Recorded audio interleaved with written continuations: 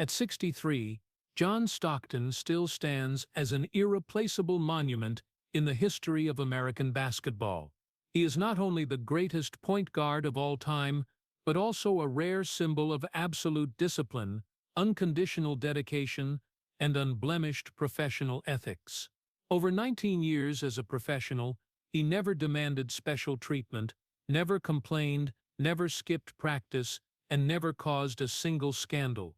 Every game he stepped into was like a personal oath. Do it right, do it fully, do it better than yesterday. The numbers he left behind far exceed any ordinary standard. 15,806 assists, a record no one has come close to in 3 decades, one that may outlast the league itself. 3,265 steals, an almost immortal achievement. 1,504 games in a Jazz uniform, proof of a body and will that nothing could break. It wasn't flashy dunks or showy play, it was his simplicity, intelligence, and chilling efficiency that turned him into a legend. In an NBA full of dazzling stars, John Stockton was the quiet sun, not blinding, but warm enough to nurture an entire generation. Yet behind that glory lies a life weighed down by pains that only he quietly bears. At 63, every morning is a battle, knees that give way, a back so painful that some days he has to stand still for a long while before he can take a step, fingers that once orchestrated games like an artist, now trembling slightly when holding a pen. Vision fading, the most painful thing for someone who used to read the game with eyes sharp as a blade. The modern NBA, the one he helped build its foundation, has all but forgotten the value of men like him, instead worshipping 10-second highlights and logo shots. And the public, who once saw him as a role model, is now quick to turn their backs just because of differing personal views. But as in every painful moment of his life, John Stockton does not complain. He chooses silence, chooses to stand firm, chooses to keep living the way he once played. No stage, no spotlight, no words of comfort, just a man walking through the darkness with a dignity no one can take away. And that very loneliness, that endurance, is the tragedy, and also the highest beauty, in John Stockton's legacy. If you want to continue exploring the deepest and most tragic chapters in the life of this legend, please subscribe so you don't miss the next part. And if John Stockton's story touches you, leave a like so we know you're still with us on this journey, full of darkness and resilience. To understand why a legend as great as he is, carries so much pain, we must go back to the beginning, where the first wounds were etched into his heart. Spokane in the 1960s and 70s was not a warm place with peaceful childhood afternoons in memory. It was a quiet small town, wrapped in suffocatingly long winters, where the cold cut into the skin like a test for every child entering life. And in the small Stockton family home, strictness was not an educational choice, it was the law. Jack Stockton, the father as hard as steel, taught his children with 3 unbreakable principles: pain, endure it, do not complain. If you fall, get up immediately. If you're tired, keep running. If you cry, swallow it back. Those things did not create a warm childhood, but they did produce a child who learned very early how to hide all emotions and bear everything alone. Julie, the mother who was gentle but coldly realistic, was not the type of parent to hug her child when it was weary. Love in the Stockton family was rarely spoken. No one praised, no one comforted. Every success was taken for granted. Every failure was one's own fault. And in that environment, John grew up with the constant feeling that he was never good enough. It wasn't something anyone said outright, but it was there in every glance, every shake of the head, every moment his father walked past without asking, "Are you okay today?" His childhood had few smiles, no carefree play like other kids, just basketball, discipline, drills repeated until they became reflex, and long silences that young Stockton learned to fill with endurance. Every winter morning, while other children were still curled up in warm blankets, Stockton laced up his shoes, opened the door, and ran. Spokane was so cold that breath froze into white clouds, the ground covered in ice making every step feel like sliding on a blade. But there was no other choice. Not running meant weakness, weakness meant losing, and losing meant disappointing the family. So he bowed his head and kept running, cheeks numb and stinging, chest burning like it was touching steel wind. Those mornings created a kind of loneliness hard to name, a loneliness the child never dared tell anyone, a loneliness hidden by silence, by discipline, by a near-ruthless perseverance of his own. And when basketball became the only thing that made his heart beat, it quickly became the sole measure of his self-worth. If he missed a free throw, he blamed himself for hours. If he missed a pass, he stayed on the court until dark. If someone was better than him, he practiced twice as hard. Joy was never complete, because joy always came with the fear that tomorrow he might no longer be good enough. That was the deepest invisible wound in John Stockton's life, a kind of inner void that no championship, no title, no praise could ever fill. Spokane created him, but it also left him with a nameless sadness, the sadness of someone who spends his whole life trying to be seen, yet never believes he truly deserves it. And from that cold ground, a silent warrior was born. And from that harsh childhood, John entered his high school years with a cruel truth waiting: the world is not just cold, it also judges. If the freezing morning runs in Spokane taught him endurance, then high school taught him another lesson about being looked down on, abandoned and ranked last, no matter how hard he tried. When he joined the school team, John Stockton was so small that many thought he had walked into the wrong gym. Skinny, shorter than his peers, no muscles, no athlete's build. Among bigger, stronger, sometimes crueler kids, John was like a blade of grass in a rock forest. The looks he got often mixed pity with doubt.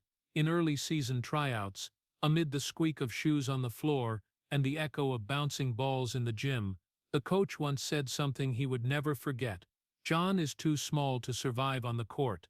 It wasn't shouted, wasn't harshly insulting, but it was cold as a knife, cutting into the self-esteem of a boy used to hiding emotions, but not yet used to this kind of pain. His peers, many taller and more talented, were recruited to big teams, noticed by famous coaches, written about in local papers as future stars. And John? No one asked about him. No one dared bet on a player they believed couldn't last 5 minutes in competitive basketball.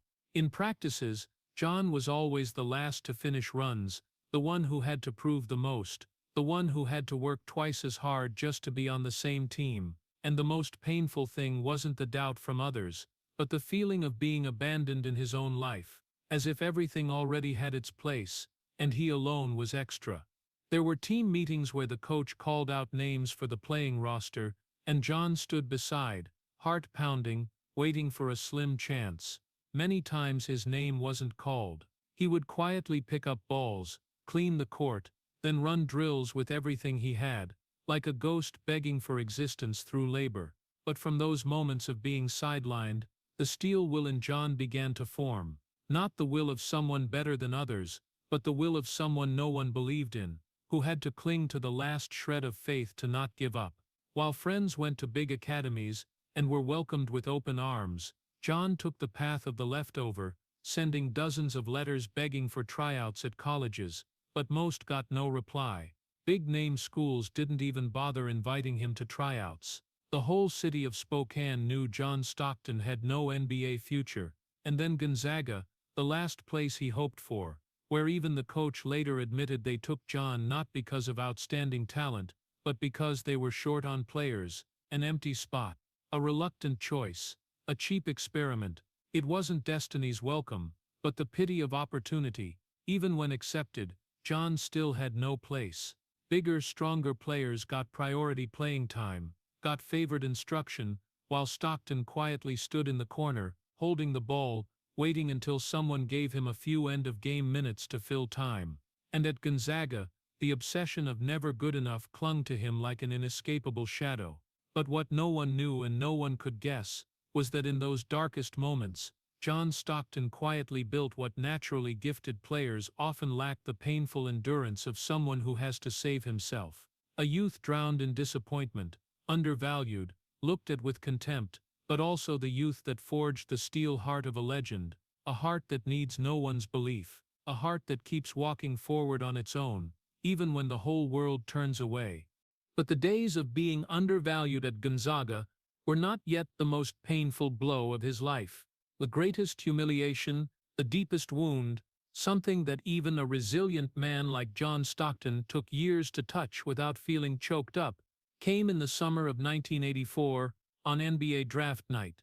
That night, his life turned to a new page, but not with fireworks or applause as one might imagine for the start of a legend's journey.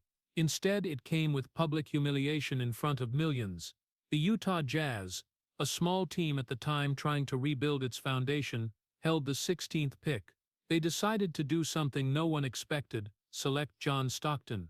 The moment his name was announced, the atmosphere in the arena, which should have erupted in cheers, shattered into piercing boos. Dozens of Jazz fans stood up abruptly, waving their arms in anger, shouting in frustration.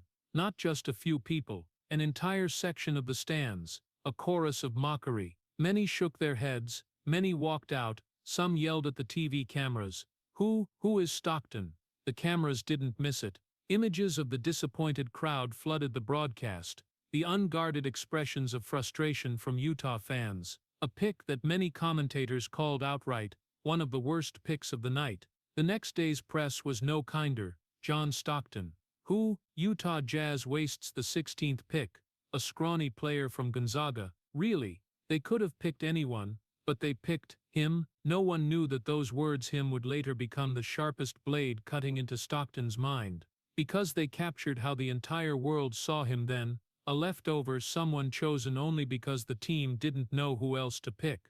When John Stockton became aware of the reaction, he still tried to stay composed, but later Stockton admitted he watched the draft tape again, and only once, just once, because it hurt so much that he never wanted to see it again. The boos, the contemptuous looks, the commentators' criticism, all burned into his memory, like a scorching tattoo on his skin. A direct slap to a heart already too familiar with doubt, but never with public humiliation like this. This was no longer about being doubted in the gym, no longer about being left off the playing roster or looked down on by peers. This was the entire basketball world telling him, right under the brightest spotlight, "You don't belong." And the cruelest part, he had to smile through it, shake hands, pose for pictures, answer interviews as if his heart hadn't just been crushed. For an ordinary person, that moment would be enough to break them, enough to make them believe fate wasn't on their side, enough to make a 22-year-old give up a dream he'd just touched.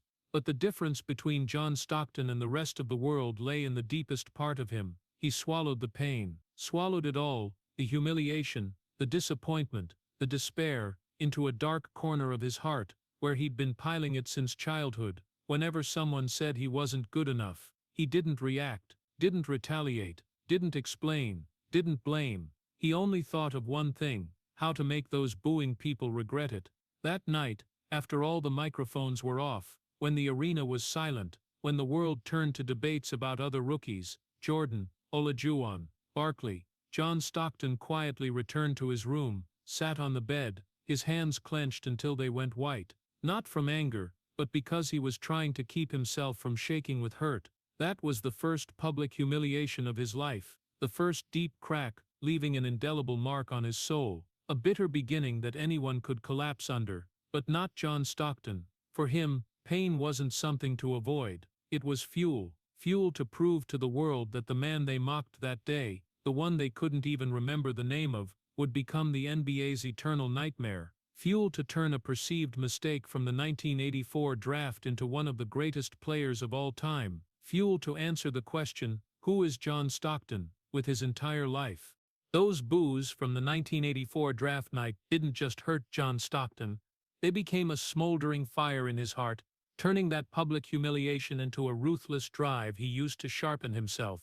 And from the moment he stepped into the Utah Jazz training facility, he knew that to survive, let alone shine, he had to turn himself into the sharpest weapon on the court, a blade no one saw coming until it had already cut the opponent. Stockton didn't train like a professional athlete. He trained like a man fighting for his life. Teammates later recounted that every night after official practice, when everyone had left the gym, John would quietly return, turn on a single yellow light in the corner of the court, and practice until his hands were raw, palms bleeding, knees swollen to the point where bending them hurt. No music, no training partner, just the steady, dry thud of the ball bouncing, and the shadow of a small man repeating hundreds, thousands of times the moves that the world would later call perfect. He practiced dribbling before bed, low stance until his calves shook, a crossover off by just millimeters, because he knew that even a tiny mistake, and an opposing guard would smother him instantly. And then there was Karl Malone, a giant, an explosive personality, someone with a past just as harsh. Putting the two together was like placing two sharp-edged rocks close, at first just sparks. In the early days, Malone didn't believe in Stockton. He didn't believe a small guy like that could lead the team. Didn't believe someone booed by an entire arena could play at NBA level. There were practices where Malone kicked Stockton's ball because he thought he was out of rhythm. Times when he yelled right in Stockton's face mid-practice, while Stockton stayed silent, didn't argue, just remembered. And that silence, silence like tempered steel, made Malone start looking at him differently. Because for Malone, someone who'd endured so much pain from childhood, there were only two types on the court, those who quit, and those who never stop. And John Stockton, scarred but never complaining, clearly belonged to the second. When both realized how strangely similar their inner loneliness was, one undervalued for his size, one misjudged for his attitude, they began finding a common rhythm, a language without words, an understanding in the way Stockton's eyes signaled Malone in a split second, a strange intuition in how Malone positioned his back, how Stockton changed direction. From practices full of conflict, the two lonely men gradually merged like two halves of a complete war machine. And the weapon they created, the one the world would later revere, was called the pick and roll. But their pick and roll wasn't just a tactic, it was a declaration of war, a retaliation against the stands that once mocked, a response to the coaches who said Stockton was too small to survive, the quiet anger of Malone after years seen as just a brute, and the place where both found what they'd lacked their whole lives, the one teammate who understood them without words. Stockton read Malone like a familiar book. Malone felt Stockton like his own heartbeat. When the ball was in Stockton's hands, and Malone set the screen, the entire NBA knew they were about to die, but no one could stop it. The screen like a steel wall, Stockton's bounce pass sharper than a scalpel, Malone cutting to the basket like a wild beast, and opponents could only watch the ball swish through the net without knowing how. They turned a simple tactic into something so terrifying it changed the face of modern basketball. But neither forgot what created it. What made their pick-and-roll legendary wasn't innate genius. It was two lives full of wounds, two hearts once abandoned, two men using pain to create the most beautiful thing in their careers. And if their glory shone so brightly, it was because they paid for it with their youth, with every drop of blood, with endless unseen nights, with countless times falling and getting up alone with no one watching. Pick-and-roll wasn't just a tactic. It was an epic poem written in bone, in sweat, in loneliness, and in a mad determination to prove their worth to a world that once turned away. And that was when John Stockton truly began turning pain into a blade, and himself into the silent warrior no army in the world could touch. But to forge that sharp blade, the price John Stockton had to pay wasn't just in the nights with torn hands or drills repeated to exhaustion. The real price was in his very body. A small body facing the giants of the 1990s. An era when the NBA wasn't just basketball, it was a battlefield. That decade had no rules protecting smaller players. No freedom of movement. No referees calling fouls when you got slammed by a 260, 290-pound player. And to survive, Stockton had to accept that every time he brought the ball across half court, he was betting his body against the opponent's blade. In those years, Stockton's opponents were big men like Karl Malone, who had tamed violence into efficiency, but many others hadn't. Gary Payton, Joe Dumars, John Starks, Derek Harper, all among the most brutal defensive guards in history. But the fiercest were men like Charles Oakley, Anthony Mason, young Ben Wallace, and countless seven-footers always ready to smash Stockton to the floor to break the Jazz's offensive rhythm. Stockton was 30 to 45 pounds lighter than them. There were collisions that sent him flying backward like a branch snapping, nights when he was knocked down so hard he had to lie there a few seconds to catch his breath. And yet, every time, like a machine defying pain, he got up. No grimace, no arguing with refs, no looking to the coach for help, just get up, dust off, and run to his spot as if nothing had happened. In reality, his body had been worn down early. There were games he entered with his right wrist heavily taped from a hairline fracture, but he still shot, still passed, still defended like it was nothing. There were times both knees were so swollen he could barely bend them, but the next morning he was still there earlier than anyone, running warm-ups. Jazz doctors later admitted, Stockton's knee cartilage was nearly gone by the end of his career, to the point where every step was bone grinding directly on bone. That pain, described by many athletes as needles stabbing the joint, he endured thousands of times per game. His back wasn't any better. Stockton's era was one where hard screens from big men were almost guaranteed. Every screen Malone set, nicknamed truck-like, sent opponents reeling. But on defense, Stockton had to take those same screens, thousands of times. The result? His back permanently curved, spine slightly misaligned. By retirement he had a habit of walking slightly hunched, not from tiredness, but because his body could no longer stand fully straight.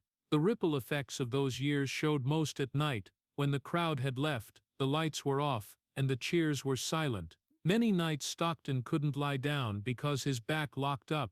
He had to sit, leaning forward, breathing deeply to ease the pressure. Some days he slept only 2 hours. Some mornings it took minutes to get used to his numb legs before trying to stand. But the next morning, always the next morning, no matter how bad the night before, John Stockton showed up at practice. No one heard him say, "I'm tired." No one saw him ask for a day off. No one knew that every pivot or change of direction might send a stab of pain down his spine. He hid it all, from teammates, from coaches, from media, even from those closest to him. And so, season after season, his body was worn down like a knife used constantly, never allowed to rest for sharpening. But the fire in him, the fire lit from a cold childhood, from years of mockery, from that humiliating draft moment, wouldn't let him slow down, wouldn't let him weaken, wouldn't let him think about protecting himself. On the court he controlled the game, but in life he was pushed by his own resilience to the cruelest limits.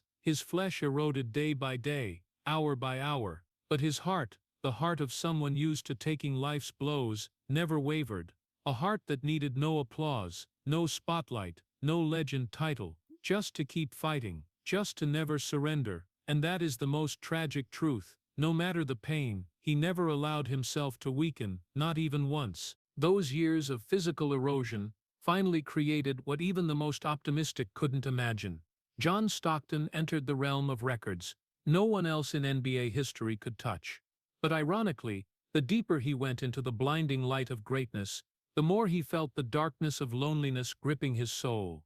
The 15,806 assists record, a number so massive that every new generation of NBA players looks at it like a snow-capped mountain, breathtakingly beautiful but unclimbable. The gap between him and second place isn't a few seasons, it's an entire career no one can bridge. That record isn't just proof of talent, it's living evidence of the years he endured near self-torture. It's the result of thousands of nights practicing passes that even teammates sometimes couldn't believe. The result of balls released at the exact moment, angle, and speed only someone playing on superhuman instinct could achieve. 3,265 steals. Another inviolable record. Not because others weren't fast enough, but because no one was enduring enough, smart enough, focused enough, brave enough to dive into danger every minute like Stockton. He didn't have the longest arms, the highest jump, the fastest sprint, but he was always where the ball was going, as if he saw the future in a glance. Yet that glory brought no relief. It didn't warm his heart, didn't shrink his loneliness. In fact, the higher he climbed, the more alone he stood on a summit no one else could reach. A freezing vast peak where the wind howls and loneliness echoes louder than applause. Others, Jordan, Magic, Bird, stand with him in the Hall of Fame, but they had what he didn't. The spotlight, media adoration, pop culture embrace, crowds chanting their names. Stockton? They call him a legend, but a legend without glamour, shrouded in discipline and silence like thick fog. He didn't flash dazzling smiles for cameras, didn't appear in soda or shoe ads, didn't beg fans to remember him, and because of that, His records, instead of being celebrated, gradually became cold lines in history books. Part of the past more than part of fans' hearts. Stockton's greatness has something that makes it hard to fully embrace. It's not loud, not flashy, not built for viral moments. It's like a steady ember, warm but not blazing, felt only by those close enough. And that made him lonely. Because those who could get closest, those who truly understand sacrifice, are too few. When asked about his records, Stockton replied with familiar humility, "I was just doing my job." But beneath that calm, everyone knows those numbers hold more.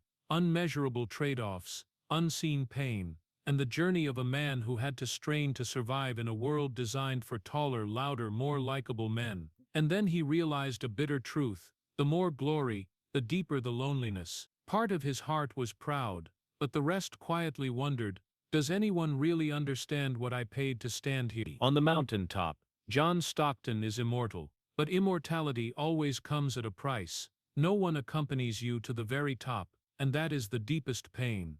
But if the loneliness at the peak of records weighed heavily on John Stockton's heart, then the 2 consecutive summers, 1997 and 1998, were truly the stabs straight into his soul, leaving wounds that never heal. Those were the years when all of Utah, all of America, and fate itself whispered that destiny had arrived.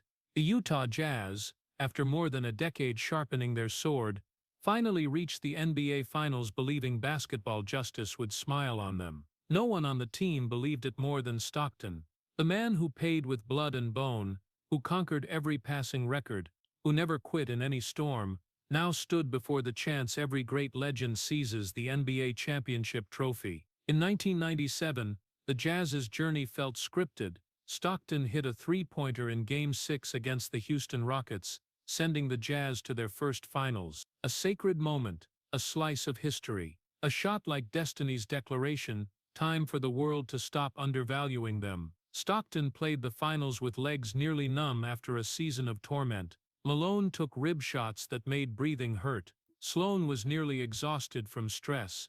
But they fought with the hunger of those refusing to be abandoned again. Yet facing them was Michael Jordan, the one fate seemed to favor above all. Jordan wasn't just the greatest player of that era. He was fate embodied, the final barrier basketball places before those not born to win easily. And in 1997, Jordan did what fate always does: snatched the dream from Stockton's grasp when the Jazz were moments away. That loss hurt, but they thought they'd return, stronger, tougher, more determined.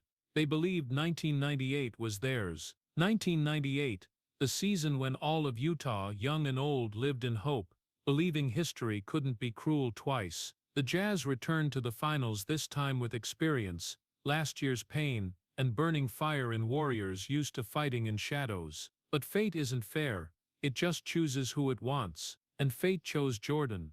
Game 6 of the 1998 finals was one of the most painful nights in Stockton's life. Not just because he played like a dying warrior, every screen set, every pass, every defensive play carrying the last breath of resilience, but because he had to witness basketball choosing Jordan once more. Jordan's the last shot didn't just end a dynasty, it ended John Stockton's lifelong dream. In the moment the ball left Jordan's hand, Stockton stood there, not screaming, not slamming the floor, not showing despair like others. He just stood silently, watching as if he'd long known his fate was sealed. When the final buzzer sounded, Malone doubled over, Sloan slumped in his seat, and Stockton walked slowly to the locker room, where darkness swallowed him whole. That night he sat alone in the locker room, until nearly 3 a.m. No cameras, no teammates, no one knew, just hastily removed shoes in the corner, a still damp towel, and a man who'd fought his whole life staring at the wooden wall, as if it held answers he'd never find. That feeling of being so close to glory yet never touching it, like a piercing chest pain. A cold wound no physical injury matches, because physical wounds heal, but fate's defeats don't. And the cruelest part, John Stockton did nothing wrong, no shortcomings, no weakness, no inferiority. He was just born in Michael Jordan's era, and that was his greatest tragedy. A tragedy never written as a title, never consoled by time, never fading for those who understand basketball. Because greatness is one thing, But greatness without a ring, that's a pain only the strongest hearts can live with to the end. And John Stockton, forever the ringless hero, is its embodiment. But John Stockton's tragedy doesn't just lie in those fateful shots that shattered his championship dream, it also lies in the very way he chose to live, a way so decent it was cruel to himself. In an era when superstars left teams to chase rings, formed super teams, demanded privileges, or used their brand power to force organizations to bend to their will, Stockton chose the opposite path. He never left the Utah Jazz. Not once did the thought of going to a stronger team for an easier championship creep into his mind. Not a single complaint when the team lacked talent, not a word of resentment when the organization didn't bring in enough stars, not an action that made Utahns feel he was an outsider. Stockton played, and lived, as if he was born to belong here.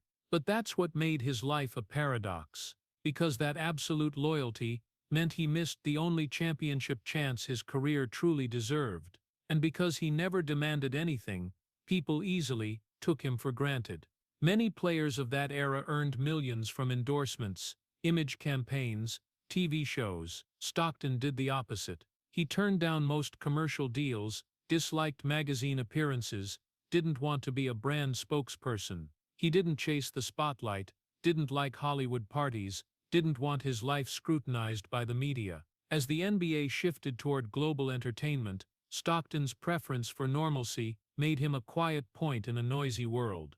But a quiet point, no matter how beautiful, is always lonely. He lived by a personal philosophy: duty, family, community, never putting himself first, not chasing money, not compromising values just for more fame. But ethics can sometimes be a sentence of solitude, and for Stockton that was truer than for anyone. His seriousness and discipline made outsiders mistake him for cold. His reticence made people think he was unapproachable. His lack of emotional display led them to believe he was indifferent, even though his heart was more sensitive than anyone's. Precisely because he shunned the spotlight, he became someone the spotlight ignored.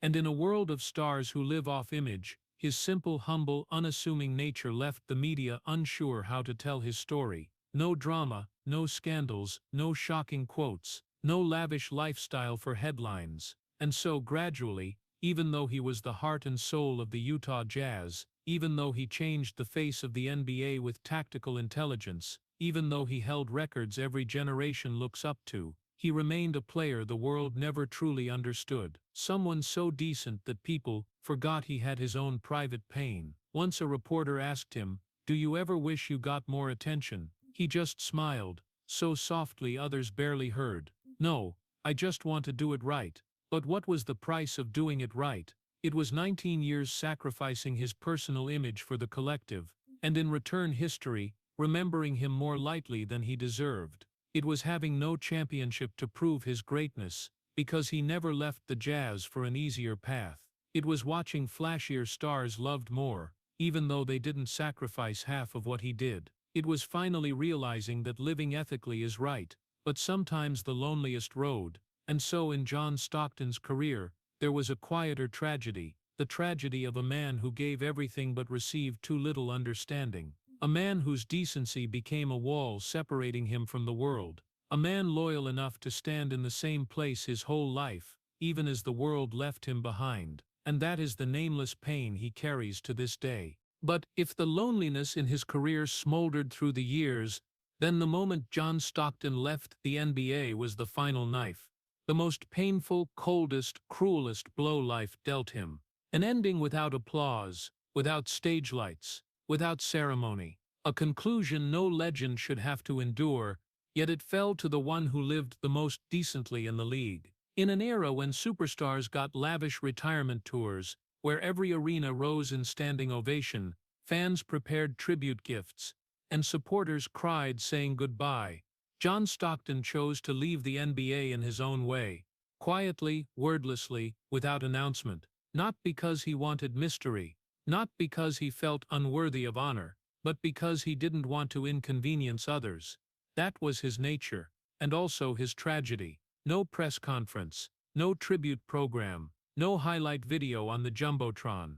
No final night for fans to stand and chant his name. No flowers, no confetti, no old teammates for one last hug. No thank you to Utah fans. Just a brief statement the Jazz released after the 2002-03 season. John Stockton has decided to retire, and that was it. One line, the end of 19 years of sacrifice. No curtain falling, no final drumbeat, no farewell for one of the most enduring warriors the NBA ever saw. For loyal fans, the announcement hit like a punch to the chest, sudden enough to leave them choked. For the media, the news lingered a few days on pages before vanishing in the swirl of other stories. For the NBA, it passed like a gentle breeze. And for John Stockton himself, it was a pain he never fully admitted publicly. But those close to him knew he was sad, deeply sad, because he was the man who fought relentlessly for nearly 2 decades, appeared in 1,504 games, led the team through every crisis, sacrificed youth, health, fame and spotlight for the Utah Jazz, yet his final day became meaninglessly silent. That wasn't humility. That was cruelty. Stockton always said he didn't need attention, but no one in the world, deserves to leave the pinnacle in such cold silence. When Karl Malone left, when other stars were honored in 1,000 claps, Stockton walked out like a shadow, unseen, unknown as the last time.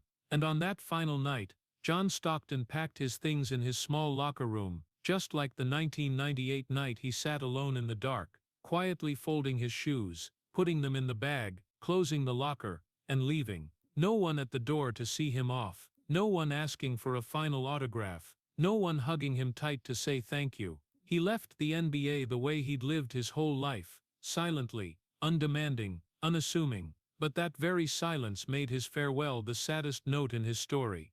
Because it was harsh proof that someone can be too decent, too humble, too quiet, to the point the world forgets to honor them.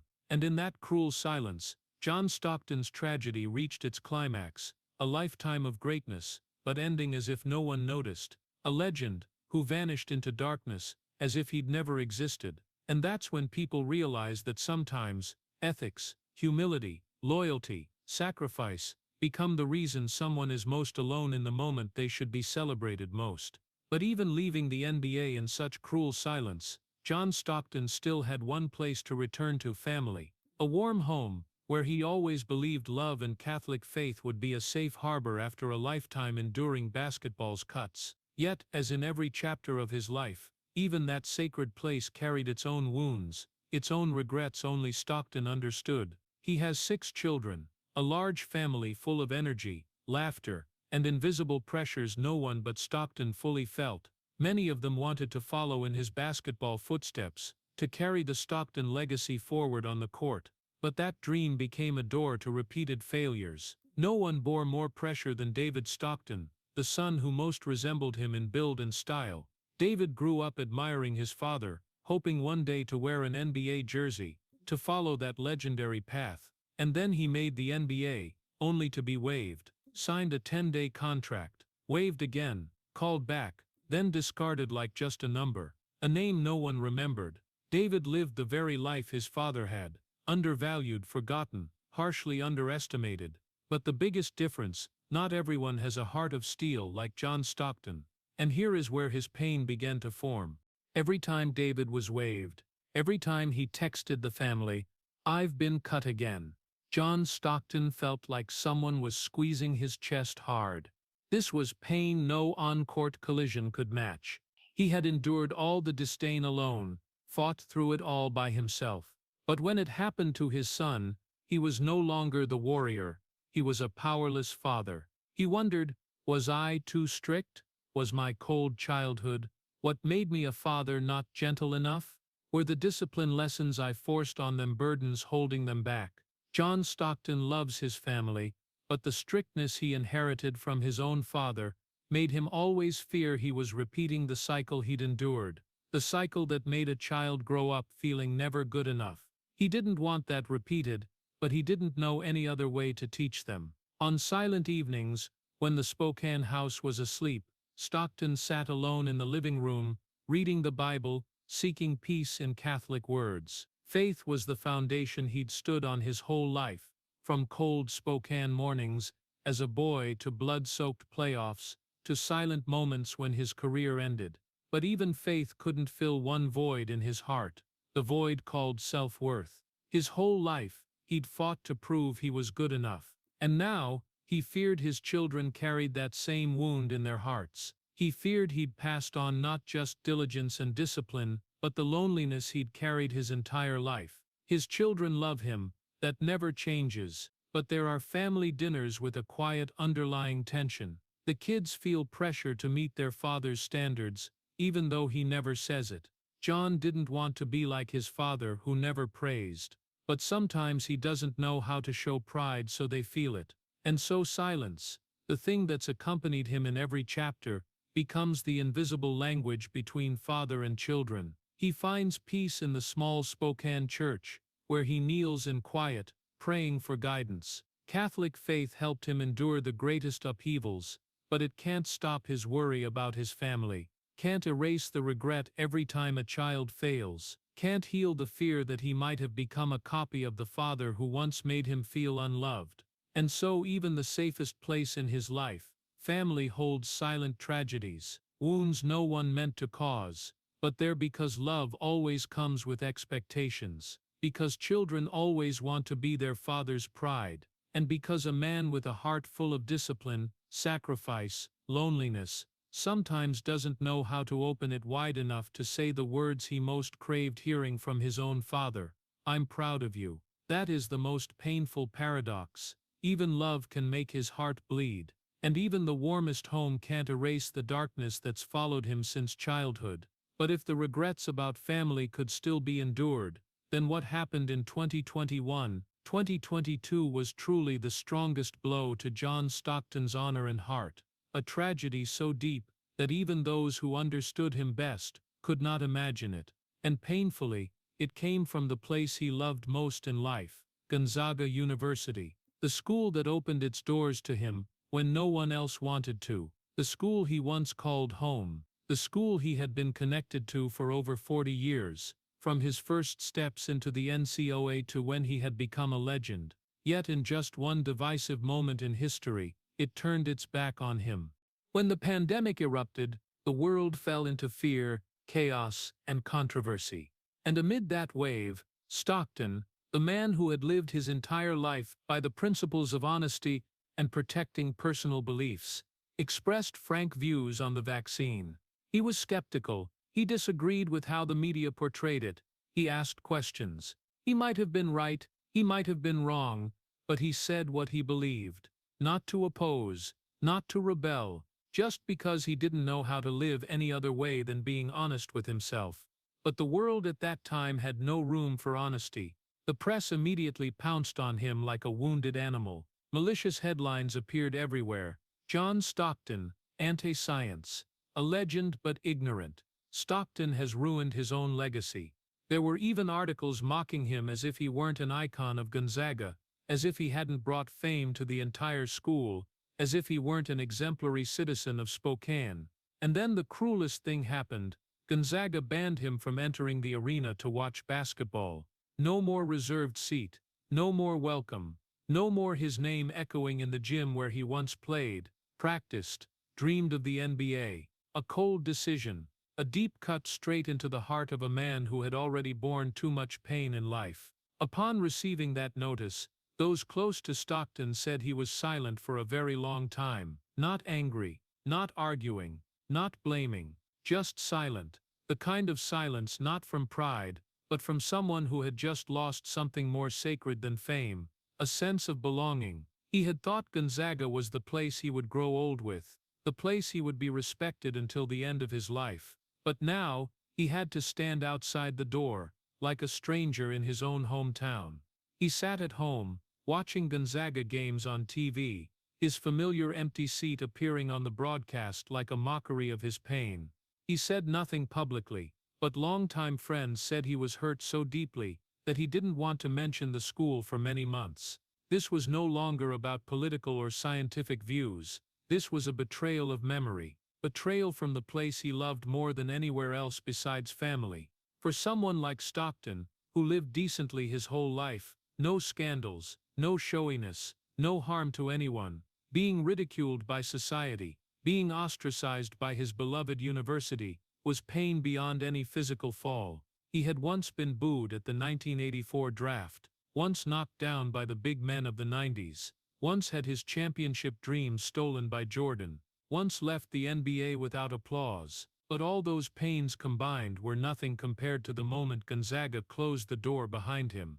If Jordan was the greatest professional tragedy of his life, then this was the greatest spiritual tragedy, a lifetime of living decently, but in the end being treated like a stranger by his own community. The man who never betrayed anyone was betrayed. The man who never turned his back on his hometown had his hometown turn its back on him. The man who never thought ill of others had others label him with evil. This is the darkest chapter in John Stockton's life, the chapter that cracked his heart in a way no drill, no discipline, no faith could hide. And like Simon Cowell once paid for scandal, but Stockton hurt more, because Simon lived in the spotlight, and scandal didn't change his luxury, while Stockton, who lived humbly his whole life, had his integrity turned into a kind of crime. This is the most tragic moment. A good person, living right, becoming a victim of a divisive era. And the most haunting thing is he never changed. The world was what changed, and it left him alone in the coldest winter of his life. But the losses in John Stockton's life didn't stop at Gonzaga. Old age, which already brings silence and voids that people must learn to accept, brought him new pains, pains that no pass, no pick and roll could save. And the most painful among them was that a generation, his generation, was fading away, crumbling, vanishing like the light of late afternoon. What hurt Stockton deepest, in the most hidden part of his soul, was the passing of Jerry Sloan. Sloan wasn't just a coach, he was the spiritual symbol of the Jazz, a second father, the only one who understood how Stockton fought, understood every glance, every silence, every sigh he never showed publicly. Sloan had seen in Stockton what no one else saw, a small but indomitable warrior, an extraordinary basketball mind, hidden behind humility, so deep others thought he was emotionless. When Jerry Sloan passed away in 2020, after a long battle with Parkinson's and dementia, Stockton experienced a pain he never put into words. Those close to him said that day Stockton stood for a long time in front of a photo of Sloan, eyes red but no tears, as if tears weren't enough to express the void he had just lost. Because Sloan wasn't just the past. Sloan was the most beautiful part of his life, the one who placed faith in him when the world laughed, the one who sat silently beside him in the locker room on the night of 1998, without asking anything, because he knew that silence was what Stockton needed most. And when Sloan left, a part of Stockton's soul went with him. But Sloan wasn't the only one he lost. Malone and Stockton, the duo once the sword and hammer of the NBA, once the pick-and-roll legend that left opponents desperate, now distant like two strangers who once knew each other. Not because they hated each other, not because of conflict, but because life had torn them in different directions. Malone, the strong, explosive one who liked noise. Stockton, the quiet, private one who preferred silence. When they played, they blended like two warriors sharing one pain, one desire. But after retirement, one man's loneliness no longer met the other's. Calls grew rare, meetings scarce. They still respected each other, still cherished each other, still saw each other as brothers, but no longer side by side. And that made Stockton feel even more the separation of time. Because basketball didn't just age in his body, it aged in the people he loved. Jeff Hornacek, Greg Ostertag, Brian Russell, Antoine Carr, the teammates who once stood with him through fierce battles now each went their own way. Some retired with knees that could no longer walk fast. Some battled illness, some battled broken marriages, some became coaches and faced consecutive failures. Some vanished from the spotlight and lived lives so quiet people thought they had never existed. They had once been family in the true sense of the word. They had bled together, celebrated together, stood together in the tunnel waiting for games with hearts pounding like war drums. But time, like an invisible general, always wins. And now when Stockton looked back, those familiar faces were fading, drifting away. The golden jazz generation of old. The generation of 1997 and 1998. Now just a small flame in the strong wind of the new era. The people who once understood Stockton to the bone were no longer there. Even if they were still alive, they were no longer the warriors who had traded their youth with him. The NBA battles had taken their bodies, and time took the rest. Some teammates were so old, they wouldn't recognize each other if they met on the street. Some no longer had the strength to come to Utah for games. Some had sunk into illness. The hugs at reunions now replaced by short, fragmented conversations laced with regret.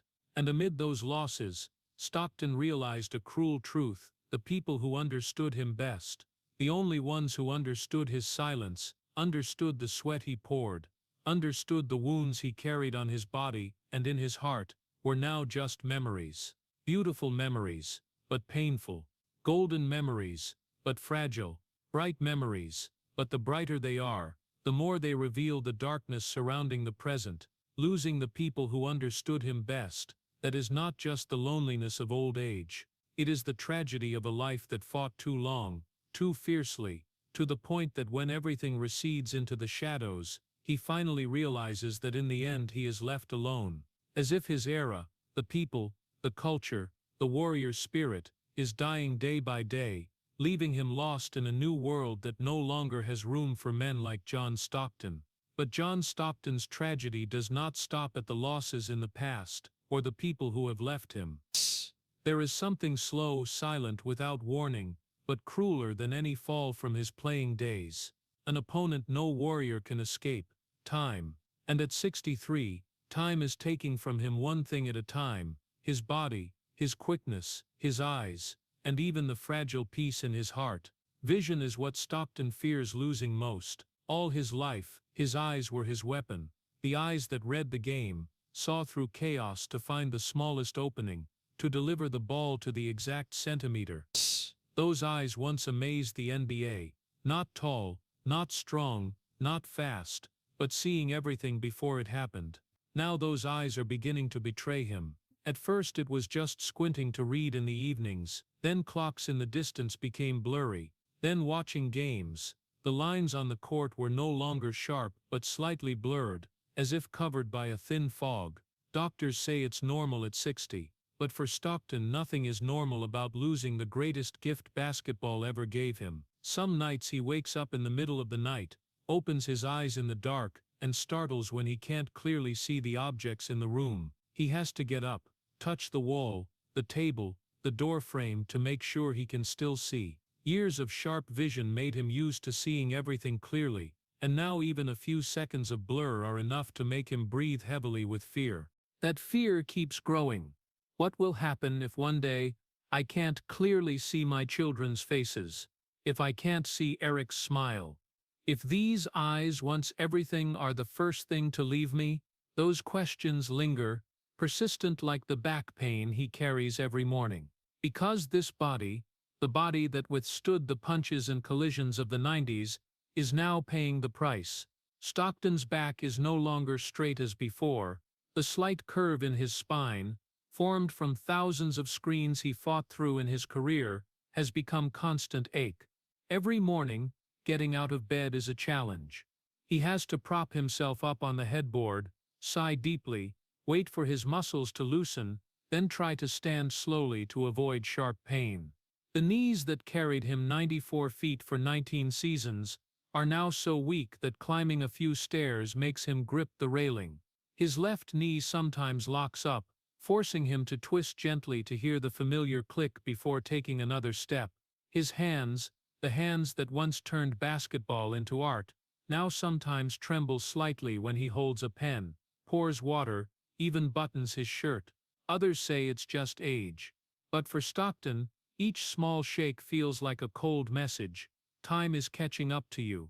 His body was once a weapon, now it is something he must protect. Doctors warn that if he's not careful, he could lose flexible movement, because his knee cartilage is almost gone, and his spine is deteriorating faster than average. But how can he be careful when his whole life was built on the courage to charge into collisions? How can he get used to avoiding when his youth was all about crashing into every wall? At 63, the decline happens not loudly, but quietly, little by little, and sleepless nights have become his companion. Some nights he wakes at 3 a.m., lying staring at the dark ceiling, filled with helplessness. It's not physical pain, it's the feeling of being caught by time. A feeling every old warrior knows, when you realize that speed, strength, precision, all the things that once made you invincible, are leaving you bit by bit like sand slipping through your fingers. Some nights he sits alone in his chair, the living room light casting his shadow on the floor, a shadow curved just like his back now, and he thinks, am I becoming a smaller version of myself? How much longer until I can't run and play with the kids? How much longer until I can't jump to hug them? Old age doesn't just take the body, it takes what Stockton was most proud of, the ability to stand on his own. That is the deepest pain for someone who lived his whole life on discipline and willpower. No one can prepare for the moment when you no longer possess what once defined you, and for Stockton, that tragedy is doubled, because his eyes, his hands, his legs are not just body parts, they are his entire career, his entire youth, his entire soul. Each morning waking up is harder than the day before, each step heavier than the day before, each squint to see clearly is a reminder that the glory of the past is fading like an old blurred photograph. John Stockton at 63 is not the legend on TV broadcasts, not the immortal record holder in history books, not the Utah Jazz icon that new generations still mention. He is just a man quietly fighting decline, a father fearing one day he won't clearly see his children's faces, a flesh and blood human, trying to hold on to the small remaining pieces of strength, of vision, of the life he lived with all his heart. This is not the tragedy of basketball, this is the tragedy of old age, and it touches all of us. Not glory, not titles, but the cruel truth that no one can beat time. But John Stockton, as in every other chapter of his life, faces it like a warrior, no complaining, no collapsing, just silently standing in the cold of old age, trying to keep his steps as straight as possible, even as his body begins to tremble under the weight of the years. But amid all that decline, the fading eyes, the stiff, painful back, the cracking knees with every step down the stairs, John Stockton still exists as a beautiful paradox of basketball, a man who does not conquer time, but conquers himself. And that is what makes the final chapter of his life carry a melancholic, tragic yet radiant beauty that no other legend possesses. Stockton never thought he was Jordan. He was not Kobe, who carried an endless flame of conquest, nor Curry, who turned the three-pointer into the religion of modern basketball. Stockton knew that. He never compared, never demanded, never thought he needed to stand beside those names to have his value confirmed. But that very lack of demand turned him into the greatest archetype basketball ever produced, the archetype of ethics, sacrifice, discipline, loyalty, and proud silence. John Stockton didn't need the spotlight to become a legend. His life is like the final reminder for a world that runs too fast, lives too hastily, judges too quickly, that greatness doesn't lie in being remembered, but in living true to your essence, even when no one is watching. No championships, but he has the respect of those who understand basketball the most. No flashy individual awards, but immortal records that time cannot erode. No spotlight, but the most beautiful heart this sport has ever seen. No chasing money, but the peace that only those true to their nature possess. Not fully honored by the NBA, but regarded as the moral icon of American basketball. In a world growing louder and more extravagant, John Stockton's life is like a small candle burning in a dark corner,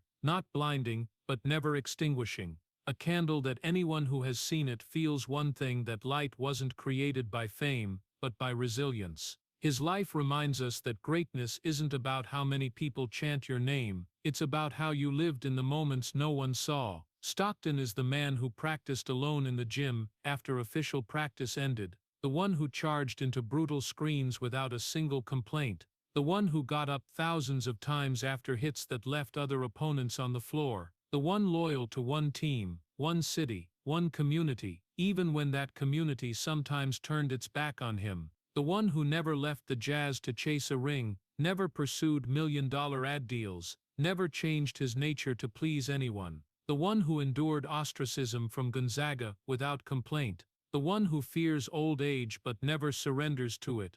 And that very silence, silence like steel, has become his greatest legacy. There is a beauty in quietude that many don't understand, because in basketball, people often celebrate those who speak loud, live large, explode.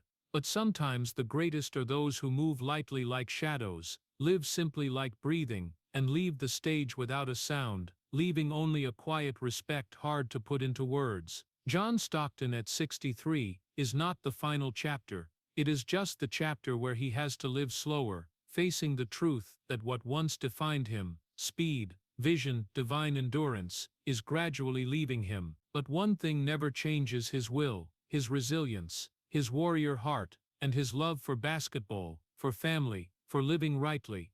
Many grow old with regret. Stockton grows old with acceptance, but never collapses. He doesn't run from the darkness. He stands in the darkness, back straight, like a man who has fought in it his whole life. And if we had to end John Stockton's story with one image, it wouldn't be the moment he set the assist record. Not the shot that sent the Jazz to the finals. Not the silence of 1998. Not the scene of him quietly leaving the NBA. Not the controversial interviews in his later years.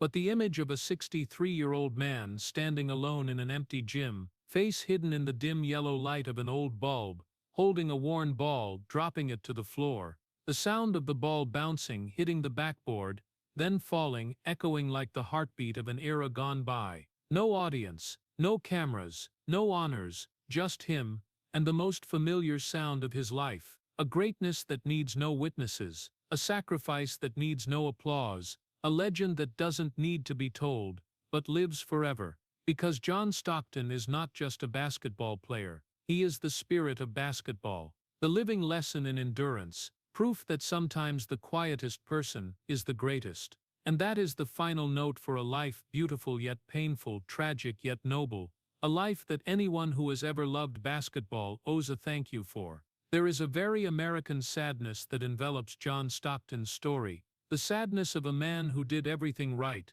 lived by his values, gave his whole life, yet in the end still faces loneliness, being forgotten, and the wounds of old age that no one can save.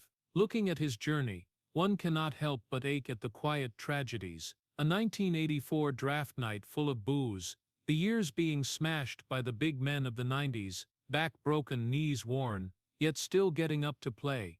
The moment sitting alone until 3 a.m. after the 1998 finals loss. The NBA farewell without applause. Even the most familiar place, Gonzaga, turning its back over vaccine views. And then at 63, with fading eyes, stiff painful back, slightly trembling hands, he still fights the fear of no longer clearly seeing his children. Those details don't just tell the story of an athlete's life. They tell the price of integrity in a society that often celebrates noise and short-term success. But that's why America needs this story. Stockton shows us that greatness isn't always tied to glamour. Sometimes it exists in silence, in the way a person keeps getting up after every knockdown, stays loyal to their community, even when ostracized, lives true to their nature even as the world changes. His story reminds Americans that ethics, honesty, perseverance, and personal responsibility are never outdated, and even when society doesn't reward those qualities, they still create people we can be proud of. John Stockton is proof that greatness isn't winning every game, but never betraying yourself. And America now more than ever needs to remember that. If the story of John Stockton's quiet strength, resilience, and character has touched you, please subscribe to continue joining us in exploring great yet shadowed destinies like this. Thank you for watching. See you in the next video where we continue honoring those who fought their whole lives without needing the stage lights.